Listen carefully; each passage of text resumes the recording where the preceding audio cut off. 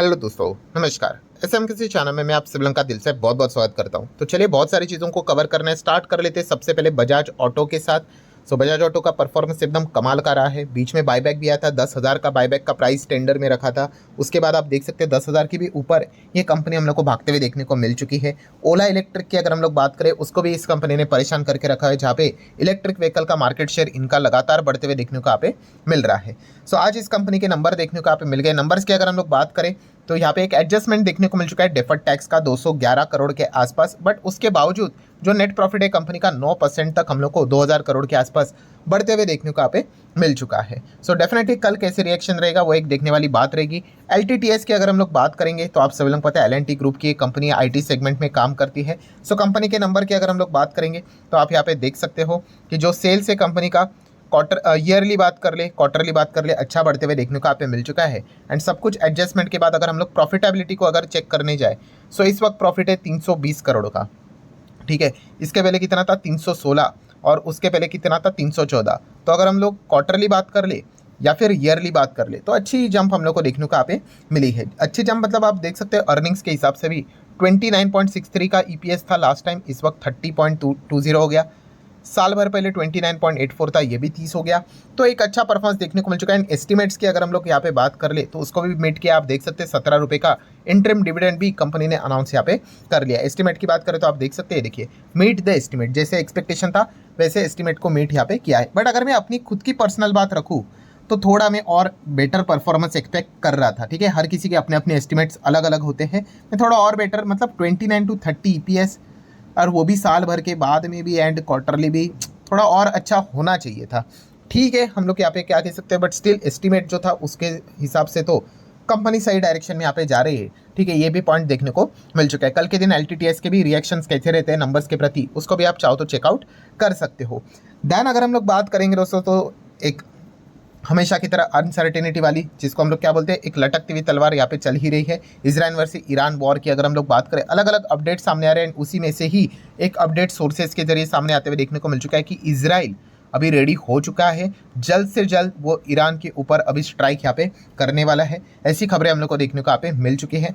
US के officials ने भी यहाँ पे कहा है कि वो एक्सपेक्ट करते हैं कि इजराइल जल्द से जल्द अटैक करेगा, काउंटर अटैक रहेगा, क्योंकि ऑलरेडी ईरान इनके ऊपर अटैक कर चुका है, तो जवाब वो ज़रूर देंगे। और उसका टाइम वो बता रहे हैं कि यूएस इलेक्शन के पहले पहले तो इजराइल पक्का अटैक कर ही देगा। किसके ऊपर? ईरान के ऊपर। तो ये अनुमान यहाँ पे लगाया जा रहा है। और अभी इतनी बातें बोली जा रही है तो ईरान ने भी अपना स्टेटमेंट जारी कर दिया है कि भाई अगर आप हमारे ऊपर अटैक करोगे तो हम तो इस वक्त और खतरनाक तरीके से रिस्पॉन्ड करेंगे, अगर इफ इजराइल अटैक हमारे ऊपर करता है तो ये पॉइंट उन्होंने यूएन में भी फिलहाल तो यहाँ पे बोले थे। एंड उन्होंने ये भी कहा था कि यूएन ने क्या करना चाहिए, इसमें इंटरवेन यहाँ पे करना चाहिए, इस चीज़ को कैसे भी करके रोकना चाहिए करके। अभी देख लेते हैं आगे क्या होता है करके। जब भी हम लोग वॉर की बात करते हैं हमारे सामने बाय डिफ़ॉल्ट कौन सी चीज़ आ जाती है, तो क्रूड ऑयल यहाँ पे आ ही जाता है। बट फिर भी एक अच्छी खबर हम लोग को देखने को यहाँ पे मिली थी कल, इसको भी मैंने यहाँ पे डिटेल में कवर किया था। अच्छी खबर यहाँ पे क्या थी कि इजराइल ने तो ये बोल दिया है कि भाई हम तो अटैक करने वाले ईरान के ऊपर, ये तो भाई पक्का है, बट हम लोग ईरान के क्रूड के ऊपर यहाँ पे अटैक नहीं करेंगे। ठीक है, ना तो न्यूक्लियर के ऊपर अटैक करेंगे, ना तो क्रूड के ऊपर अटैक करेंगे। एंड इसीलिए हम लोगों ने कल के दिन देखा कि क्रूड ऑयल 5.5% तक गिर गया। ठीक है, एक काफ़ी अच्छी बात देखने को यहाँ पे मिल गई थी। ठीक है, अभी क्रूड की स्थिति क्या है तो आप यहाँ पे देख सकते हो, लाल निशान एकदम बॉर्डर पे ही चल रहा है। हरा निशान मतलब 0.01%, मतलब नथिंग। बोलते बोलते लाल निशान में भी आ सकता है, अगर मैं रिफ्रेश करके देख लूँ तो क्या पता। तो ये देखो आ भी गया, तो ये बॉर्डर पे ही देखने को यहाँ पे मिल रहा है। बीच में 80-81 चला गया था, अभी 74 के आसपास यहाँ पे आ चुका है। देखिए इस चीज़ को आपको अच्छी तरीके से समझना पड़ेगा, नोट करके रखना मैं क्या बोल रहा हूँ, कि अगर मान लो कल इजराइल ने ईरान के ऊपर एकदम ही खतरनाक अटैक कर दिया तो क्रूड में थोड़ा बहुत जंप यहाँ पे आप एक्सपेक्ट कर सकते हो। ठीक है, 1% 2% अगर हो गया, ठीक है, तो ये मत कहना कि अरे सर अभी कैसे बढ़ रहा है करके। अरे नसीब समझो कि जो अटैक करेंगे वो क्रूड के ऊपर नहीं कर रहे। अगर क्रूड के ऊपर अटैक अगर होगा ना तो सीधा ये 5, 8, 10% भी बढ़ सकता है, मतलब बहुत बढ़ सकता है। ठीक है, बट फिलहाल उन्होंने बोला है ना कि वो नहीं करेंगे करके, हम मान के चलेंगे शायद से। यूजुअली इजराइल अपने शब्दों का पक्का होता है, हम ऐसा फिलहाल तो ट्रैक रिकॉर्ड तो बताते हैं। ठीक है, तो ये मान के ही चलेंगे शायद से वो न्यूक्लियर के ऊपर भी एंड क्रूड के ऊपर भी अटैक नहीं करेंगे करके। एंड अगर क्रूड के ऊपर अटैक किया तो सबसे ज़्यादा विकेट तो हमारी ही गिरेगी, क्योंकि आप सभी लोग पता है हम तो कितना ज़बरदस्त क्रूड इंपोर्ट यहाँ पे करवाते हैं। क्रूड के जो दाम है वो आसमान छूते हुए देखने को यहाँ पे मिल जाएंगे। बट अगर नहीं बोला है तो नहीं होगा, शायद से हम ऐसे ही मान कर यहाँ पे चलेंगे। सो ये एक अच्छी खबर हम लोग को देखने को यहाँ पे मिल चुके हैं हमारे साइड से। अगर हम लोग बात करें तो क्रूड के हिसाब से, तो क्रूड से रिलेटेड जितनी कंपनीज है जिनके लिए क्रूड रॉ मटेरियल का काम करता है, सीमेंट हो, पेंट हो, रबर हो, ठीक है, ऑयल वाली कंपनीज़ की अगर हम लोग बात करें, पेट्रोल डीजल वाली कंपनीज़ की बात करें, तो उनके लिए थोड़ा सा हम यहाँ पे कह सकते हैं एक राहत वाला माहौल हम लोग को ज़रूर देखने को यहाँ पे मिल रहा है। देन दोस्तों हम लोग अभी आगे बढ़ने वाले हैं किससे रिलेटेड। यस, मुकेश अंबानी की अगर बात करें तो इनके दो कंपनियां शेयर बाजार में, बड़े कंपनीज की हम लोग बात करें तो लिस्टेड देखने को मिले। एक है रिलायंस इंडस्ट्री, एंड रिलायंस से रिलेटेड अगर हम लोग बात करें, अभी रिसेंटली कंपनी के Q2 के नंबर भी हम लोगों ने देख लिए, ठीक है, नंबर हम लोग को ओके ही देखने को मिले थे, हमेशा ओके ही रहेंगे इनके नंबर। कोई ऐसा होने वाला नहीं कि सीधा जाके ये डबल ट्रिपल जंप मारेंगे, हो ही नहीं सकता, इतना करोड़ों का बिजनेस है, ठीक है। तो यहाँ पे अगर 100-200 करोड़ भी बढ़ जाता है तो कुछ परसेंटेज में ही वो जंप देखने को मिल जाती है। और जैसे नंबर आ गए उसके बाद हम लोगों ने एक अच्छी खासी गिरावट भी यहाँ पे देख लिया, अलग अलग रीजंस भी यहाँ पे बताए जाते हैं। बट एक बहुत इंपॉर्टेंट चीज़ का इंतजार हर कोई कर रहा था, वो था बोनस। बोनस से रिलेटेड एक्सपेक्टेशन थे, इंक्लूडिंग मी, कि जिस दिन ये कंपनी के नंबर्स पेश करेंगे उसी दिन रिकॉर्ड डेट सामने रख देंगे। बट ऐसी कोई भी अनाउंसमेंट हम लोग को होते हुए देखने को नहीं मिली थी। फिर काफ़ी हो हल्ला मचा, एंड फिर बाद में रिलायंस ने खुद ही बोल दिया कि भाई वो पार्टली पेड शेयर है, उससे रिलेटेड थोड़ा सा डेट एक्सटेंड किया था, एंड सारी चीज़ जैसे खत्म हो जाएगी हम लोग क्या करेंगे, बोनस डेट का जो बोनस से रिलेटेड रिकॉर्ड डेट है वो पब्लिश यहाँ पे कर देंगे। तो चलिए दोस्तों, यहाँ पे ज़्यादा इंतजार करना नहीं पड़ा।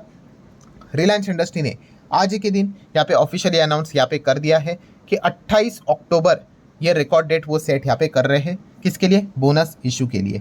सो कौन सा दिन है? मंडे, सोमवार का दिन हम लोग को देखने को यहाँ पे मिल रहा है। सो डेफिनेटली दोस्तों, तो किन शेयर होल्डर्स को यहाँ पे वो बोनस के लिए एलिजिबल यहाँ पे हो जाएंगे? सो हम यहाँ पे कह सकते हैं, आप सभी लोगों को पता ही है, हमारे लिए रिकॉर्ड डेट इंपॉर्टेंट नहीं होता है, हमारे लिए होता है एक्स डेट इंपॉर्टेंट। बट बीच में सेबी का एक नया नियम आते हुए देखने को मिलता है, उसके बाद 90% कंपनी उनका रिकॉर्ड डेट और एक्स डेट अभी हम लोग को मैच होते हुए देखने को यहाँ पे मिल रहा है, ठीक है, जो नए नियम आए थे उसके हिसाब से। वरना पहले तो कैसे हुआ करता था आप सभी लोगों को पता ही है, बहुत अच्छे से सुनना, आपको कुछ सिखा रहा हूँ। पहले कैसे होता था, अभी मान के चल रहा हूँ कि 28 तारीख यहाँ पे रिकॉर्ड डेट है, तो उसके पहले का जो दिन रहता था वो हम लोग को एक्स डेट देखने को मिलता था। और एक्स डेट भी आप सभी लोगों को पता है कि अगर आप एक्स डेट पे भी शेयर खरीदोगे तो भी आप एलिजिबल हो जाओगे, ठीक है। तो एक्स डेट के पहले वाले तारीख जितने भी अवेलेबल रहेंगे तभी जाके अगर आप वो शेयर खरीदते हो, तो जो भी कॉर्पोरेट एक्शन आपके लिए अनाउंस किया है, बोनस, बायबैक, स्प्लिट डिविडेंड, उसके लिए एलिजिबल वहाँ पे हो जाते हो, ठीक है। बट बाद में अभी ये जो नियम बदला है उसके बाद जैसे मैंने कहा कि 90% केसेस में यही हो रहा है कि जो रिकॉर्ड डेट देखने को मिल रही है वही हम लोग को एक्स डेट भी देखने को मिल रही है 90% केस में। आप चेक कर लेना जितने भी कॉर्पोरेट एक्शन वाली कंपनियां हैं, ठीक है, 90% बोला है, 10% केसेस में आपको ऐसा मिलेगा कि रिकॉर्ड डेट अलग है और एक्स डेट अलग है करके। सो अगर ये लोग पूछ रहे कि मतलब जो भी यहाँ पे पूछ रहा है कि कोई कौन एलिजिबल यहाँ पे हो जाएगा करके, तो रिकॉर्ड डेट कौन सी बोले उन्होंने? मंडे, ठीक है। मंडे कौन सा है? 28 अक्टूबर देखने को यहाँ पे मिल रहा है। सो अगर हम लोग यहाँ पे बात करें तो मंडे को खरीदोगे तो कुछ भी यहाँ पे नहीं मिलेगा। मंडे के पहले तो संडे वैसे भी बाजार बंद रहेगा, सैटरडे को भी बंद रहेगा। अभी 25 तारीख ऐसी है दोस्तों, आप यहाँ पे कह सकते हैं 25 तारीख को जो खरीदेगा शेयर, ठीक है, ये मैं कोई रिकमेंडेशन नहीं दे रहा हूँ, मैं जस्ट आपको इन्फॉर्मेशन दे रहा हूँ, 25 तारीख तक, ठीक है, वो यहाँ पे क्या हो सकता है, बोनस के लिए एलिजिबल यहाँ पे हो जाएगा। बट फिर भी आपको एक काम करना है। कौन सा काम करना है? एक बार अपने चेक करना है कि ये 25 तारीख कहीं एक्स डेट तो नहीं है। अगर ये एक्स डेट हुई तो फिर 24 तारीख को हम लोग को क्या करना पड़ेगा? फाइनल डेट डिक्लेयर करना पड़ेगा। कोई बात नहीं, मैं इसी चैनल के ऊपर आप लोगों को अपडेट करवा दूंगा, ठीक है। आज ही अनाउंसमेंट हुआ है। सो ये जो एक्स डेट है वो अभी तक हम लोग को एक्सचेंज के ऊपर अपडेट होते हुए देखने को नहीं मिले। बट जैसे मैंने कहा 90% केस में यही रहेगा कि 28 तारीख रिकॉर्ड डेट ही एक्स डेट यहाँ पे रहेगी और 25 तारीख ही यूजुअली फाइनल तारीख हम लोग को देखने को मिलेगी। उसके पहले कभी भी अगर कोई रिलायंस का शेयर अपने पोर्टफोलियो में रखता है या फिर खरीदता भी है तो वो भी बोनस के लिए एलिजिबल हो जाएगा। हालांकि बोनस, बायबैक, स्प्लिट डिविडेंड के लिए शेयर खरीदना होता नहीं है, ठीक है। तो आपने क्या करना है, रिलायंस इंडस्ट्री का जो शेयर है बॉम्बे स्टॉक एक्सचेंज के ऊपर आपने क्या करना है, ओपन करके बार बार चेक करना है। जो कॉर्पोरेट एक्शन रहेगा, ये देखो कॉर्पोरेट एक्शन, इसके ऊपर क्लिक करके ओपन करना है। ये देखो क्या लिखा है, देखिए एक्स डेट। तो ये एक्स डेट यहाँ पे लिख कर आएगा, यहाँ पे लिख के आएगा बोनस 1:1 करके। वो डेट क्या है वो चेक करना है। 90% चांसेस 28 तारीख की होनी चाहिए, 28/10/2024 करके। बट अगर ये 28 ना होकर 25 अगर हो गई तो फिर 24 हम लोगों को पकड़ना पड़ेगा, आखिरी दिन। अगेन कह रहा हूँ, कंफ्यूज हो रहे तो कोई चिंता की बात नहीं, मैं बार बार अपडेट करते रहूँगा, तो ठीक है। तो इस चैनल के साथ यहाँ पे बने रहना। देन आखिरी पॉइंट की बात करेंगे, जियो फाइनेंशियल सर्विसेज, जेएफएस की बात यहाँ पे करेंगे दोस्तों। तो एक और अपडेट देखने को यहाँ पे मिल रहा है, रिपोर्ट के जरिए ब्लूमबर्ग ने ये रिपोर्ट निकाली है कि ब्लैक रॉक यहाँ पे बातचीत कर रहा है किसके साथ, जेएफएस के साथ, जियो फाइनेंस। अरे ऑलरेडी तो हो गया, अरे वो म्यूचुअल फंड का हो गया, ठीक है, एएमसी बिजनेस। अभी दूसरा बिजनेस की बात कर रहे हैं, black rock in talk with the Jio financial for private credit venture. अभी आप बोलोगे प्राइवेट क्रेडिट वेंचर क्या होता है, बहुत सिंपल है भाई।